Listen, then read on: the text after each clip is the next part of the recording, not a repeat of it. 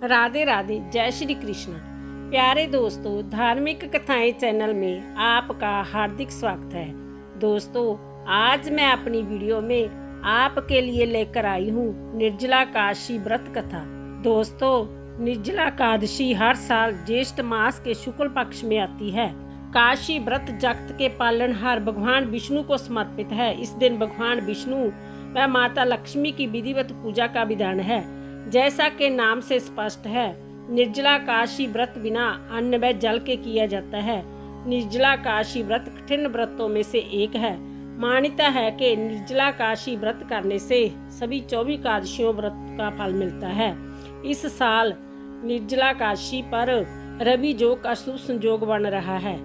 आइए जानते हैं निर्जला काशी की पूजा विधि, महत्व और कथा।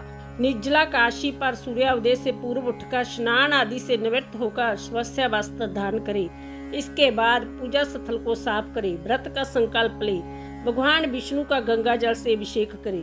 ओम श्री हरि को पुष्प, फल, तुलसी दल व अक्षत आदि अर्पित करें। भगवान विष्णु की आरती करें और उन्हें भोग लगाए।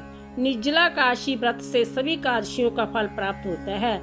धार्मिक मान्यताओं के अनुसार भगवान विष्णु की कृपा पापों से मुक्ति मिलती है और जीवन में सुख समृद्धि का आगमन होता है। निर्जला काशी पर भगवान विष्णु की विधिवत पूजा करने के साथ साथ अंत में इस व्रत कथा का पाठ अवश्य सुने।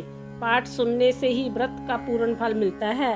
दोस्तों, हिंदू धर्म में निर्जला काशी का विशेष महत्व है। 24 एकादशियों में से इसे सबसे कठोर एकादशी में से एक माना जाता है, क्योंकि इसे बिना अन्न जल ग्रहण किए रखा जाता है। हिंदू पंचांग के अनुसार ज्येष्ठ मास के शुक्ल पक्ष की एकादशी तिथि को यह व्रत किया जाता है। इसे भीमसेन एकादशी भी कहते हैं। हिंदू धर्म में इस व्रत का धार्मिक महत्व ही नहीं बल्कि शरीर को और मानसिक स्वास्थ्य के लिए काफी लाभकारी माना जाता है। इस दिन भगवान विष्णु की विधिवत पूजा करने के साथ निर्जला व्रत रखने का विधान है। इसके साथ ही इस दिन दान देने से कई गुना अधिक फलों की प्राप्ति होती है और सारे पापों से मुक्ति मिल जाती है।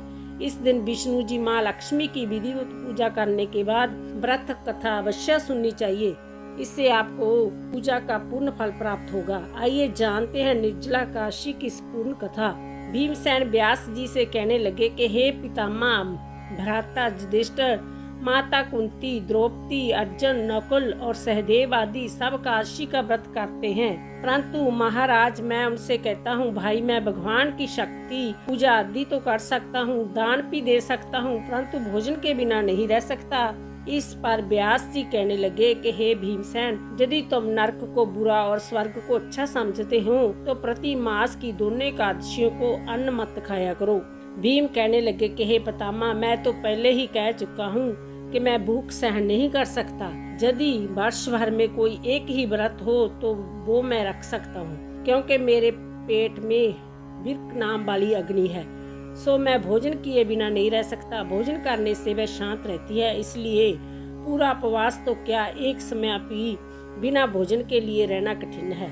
अंत आप मुझे कोई ऐसा व्रत बताइए जो वर्ष भर में केवल एक बार ही करना पड़े और मुझे स्वर्ग की प्राप्ति हो जाए।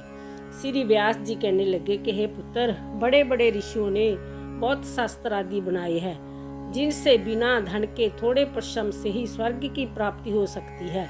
इसी प्रकार शास्त्रों में दोनों पक्षों की एकादशियों का व्रत मुक्ति के लिए रखा जाता है।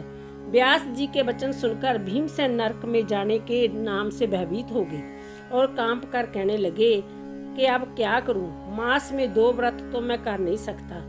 हाँ, वर्ष में एक व्रत करने का प्रयत्न अवश्य कर सकता हूँ। अंत वर्ष में एक दिन व्रत करने से यदि मेरी मुक्ति हो जाए तो ऐसा कोई व्रत बताइए।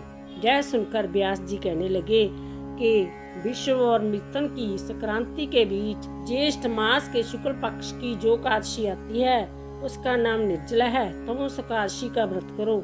इस एकादशी के व्रत से स्नान और आचमन किए सिवा जल वर्जित है।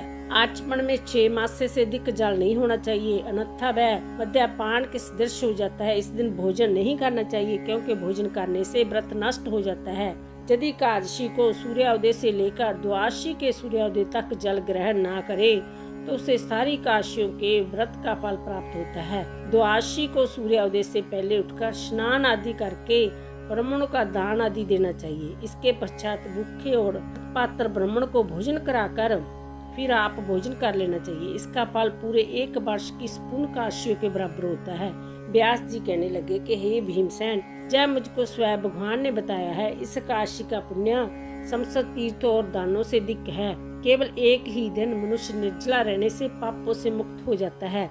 जो मनुष्य निर्जला काशी का व्रत करते हैं, उनकी मृत्यु के समय जमदूत आकर नहीं घेरते, वरना भगवान के पार्षद उसे पुष्प विमान में बैठाकर स्वर्ग की ओर ले जाते हैं। अंत संसार में सबसे श्रेष्ठ निर्जला काशी का व्रत है, इसलिए जतन के साथ इस व्रत को करना चाहिए। उस दिन ओम नमो भगवते वासुदेवाय मंत्र का उच्चारण करना चाहिए और गौ दान करना चाहिए।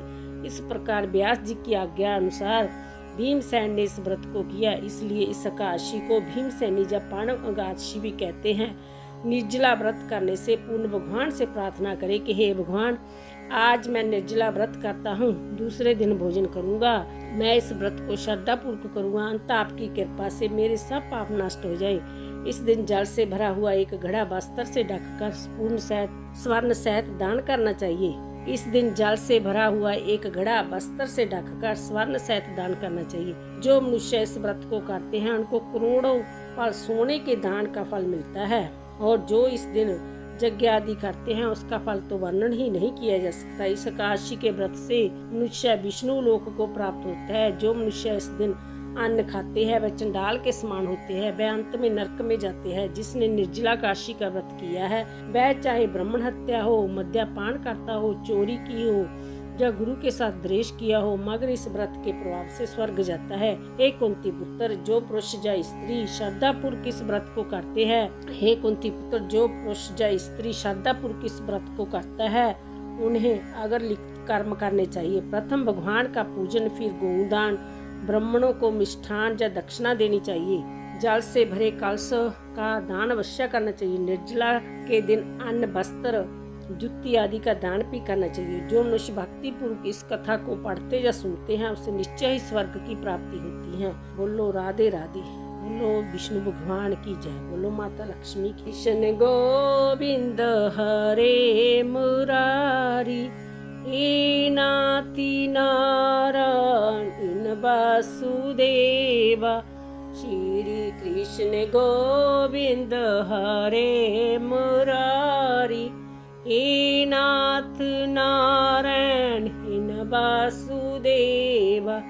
श्री कृष्ण गोविंद हरे मुरारी, हे नाथ नारायण वासुदेवा।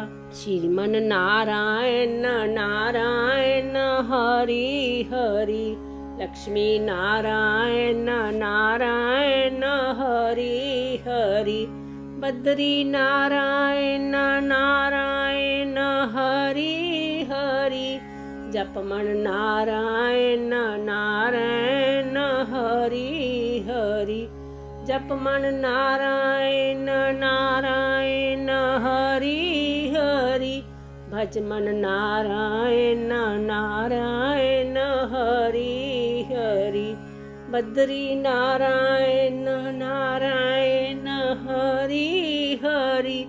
तेरी कृपा जग से न्यारी न्यारी, जपमन नारायण नारायण हरि हरि, लक्ष्मी नारायण नारायण हरि हरि, लक्ष्मी नारायण नारायण हरि हरि, जपमन नारायण नारायण हरि हरि। बोलो लक्ष्मी नारायण जी की जय।